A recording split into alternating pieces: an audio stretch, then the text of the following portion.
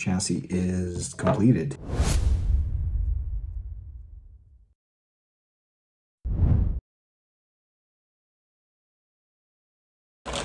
Chassis assembly is up next. We've got obviously our frame rails and chassis assembly bag. Let's see what we've got in here. And this is everything that comes in that bag. You've got your inner fenders. It looks like a bunch of cross pieces that support the frame rails. All your battery components and the other side of the rock slider chassis mount. Cable management stuff, and these are the caps for your rock lights. Let's get this stuff put together. It's going to start to take shape.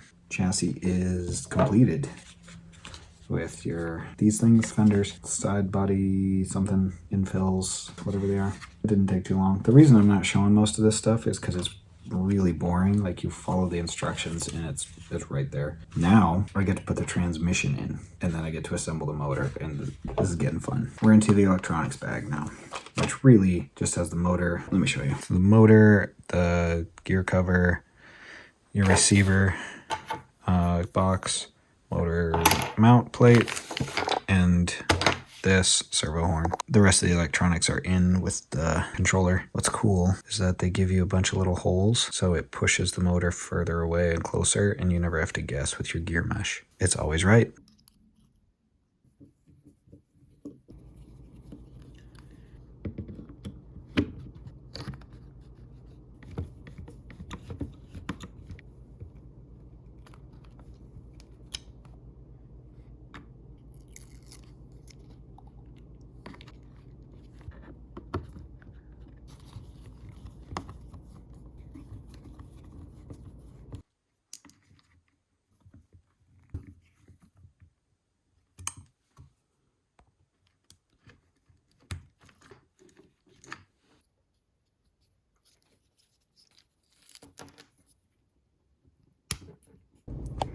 So I've got all of the wiring done. Yeah, I think so. I got this tied in, that, those two. And aside from what's going to be in the receiver box, I think it looks pretty good. This might be the worst part of building this truck, is just routing the cables to make them look nice. But now we put some got a little foam sticky in here. They're going to put some silicone grease on that, and then when we stick it on, it'll seal the water out. And then I can find a way to squish all these cables in and get the top on it. I got the battery tray in. This is on. I mean, that was already on. But I got the electronics. All the wires. There's a lot of space under here, actually. Because it domes up so far, you can just squish the wires down on top of it. There's a little rubber plug here, so you can pop that and access the bind button and whatever else you need to there. That's pretty dope. Now, onto the shocks. The dampers themselves come built, but we do have to fill them with shock oil, put the springs on, and those things. So that's happening now.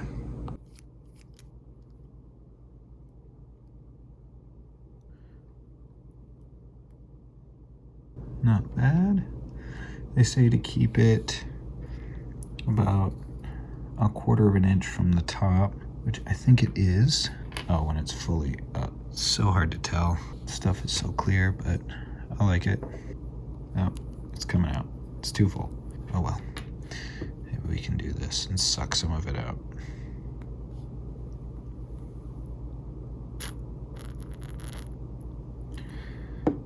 Yeah, I think that works.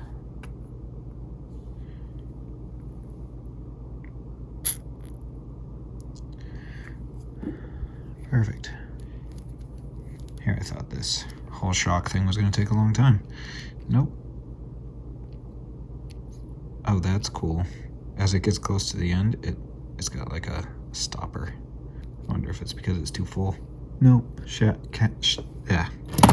It's saying that the shock should be fully compressed. Dropped it when the cap is on. So I've got too much oil in there or something.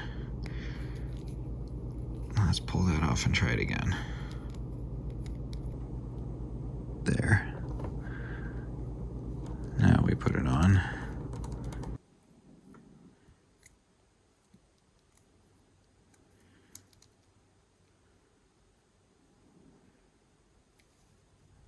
Oh, they're saying to install the upper spring retainer before you put the shock cap on.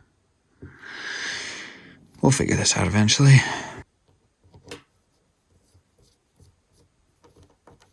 Now I'm holding down on the shaft so that it stays in.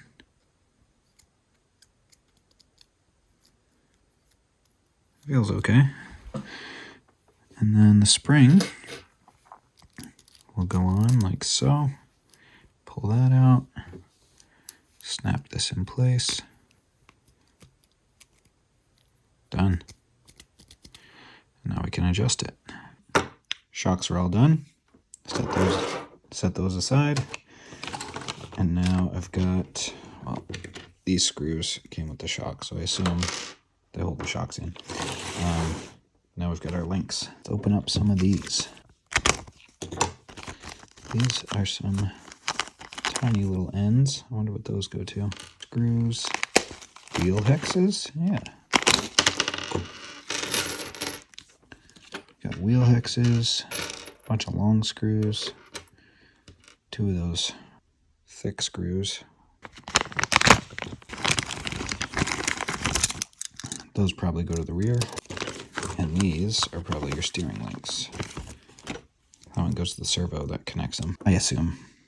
I now have all the links, shocks on the front axle. I almost said drive shaft, but there's drive shafts in it, but I've got it on the front axle. That's really what's happening here. And they say that now we put that on the truck. Yeah, it just all goes into spots. They're like 1,000 yellow arrows pointed down into this. So what I'm going to do is probably start with the shocks, because they're the furthest down. No, shocks get done from the top side. I won't start with the shocks. We'll do the front link because that's furthest inside.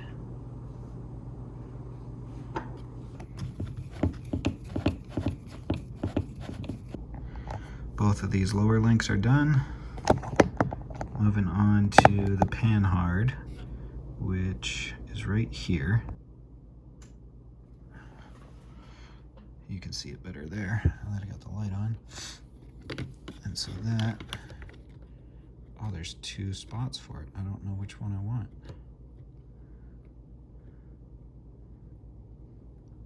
In the drawing, they've got it in the lower spot, which looks like the upper spot because we're upside down. Steering link is next, and we happen to have a screw with Loctite on it. I figured I should save that one for when I find a piece of metal that it's going to screw into, and it did. It's a servo horn.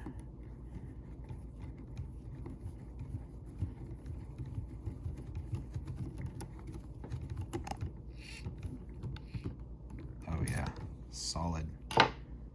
Now with the shocks, there's a hole here. I've got it lined up from the bottom already. And then you just go through and in. And that is the front suspension. Done. Works. Shocks feel good. I gotta hook that up, and then we're gonna work on the back. Figured out what these wood screws are for. Okay, well, onto the rear. This should be easy. So you've got 2 links with these bends in them. And you've got 2 links that are fully straight. And these 2 are going to be your outer lower links. Your bent ones are your upper links. Okay. Rear axle's done. All right. It's dark outside. Well, mostly.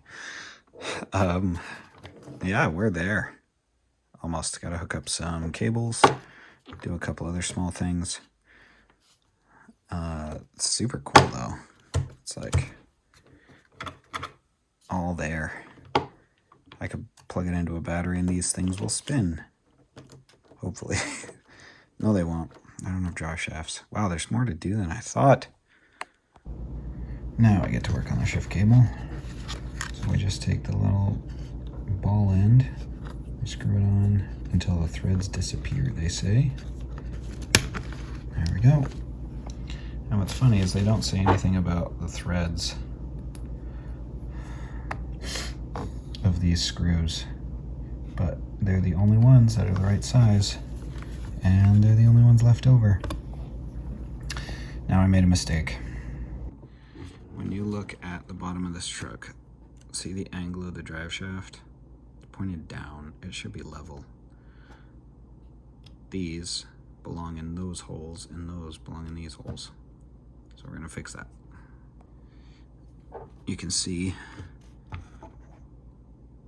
they're supposed to be more of a crisscross. Like these are supposed to go wider and these are supposed to come in narrower. And I think that will fix the issue back here. Check that out. That's better. Right where we want it. We are now into the driveline bag. Just the drive shafts, I guess. So for these drive shafts, you have the ball end that creates the joint, and it's got flat spots on it.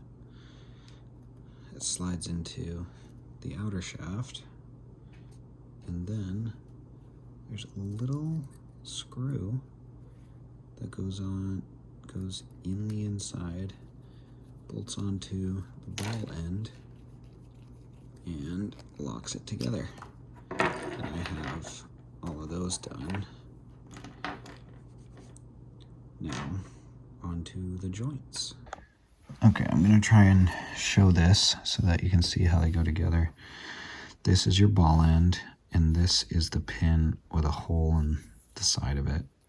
So that'll slide in first. And the other pin, this one actually goes through there, but you take your other piece, slide it over, and then the pin will drop down into there. And to keep that from falling out, we've got this collar that slides over top of it, like that. Now that's done, here are some I've prepared earlier. So something that frustrates me a little bit, but only a little, is that people call these CV joints, which is a constant velocity joint. Even in the instructions here, over there, they refer to it as a CV joint. See, CV cross pin, CV cup, CV ball, but they're not. They're U-joints, and U-joints are not constant velocity joints. I'm going to do a video on that at some point. What is important is that these two marks line up because they have to be in phase with each other. If they were constant velocity joints, you wouldn't need that mark for them to have to stay in phase with each other. Just saying. Finally, time to install the drive shafts. The short one, it's got two short ends, goes in the front, as opposed to the back one, which has a short end and a long end. This will go here. You want to make sure the threaded part is up, not the back side, which is non-threaded. There we go. Almost like it was meant to. Done. Well, before we get too far, power up the radio, power up the truck. Steering works, 2-speed transmission works, drive works, forward and reverse, it's high speed, front locked, both locked, both unlocked. Awesome. Oh look, it says check your assembly carefully. Just did that. As it turns out, according to this picture, we're supposed to glue the tires. That's too bad. I was hoping to just put them on and drive it. We'll do it right. We'll glue them. Well guys, there it is.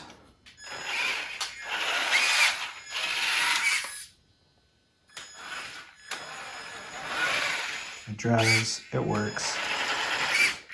Can't wait to get some good footage of it. Still have to get a body for it.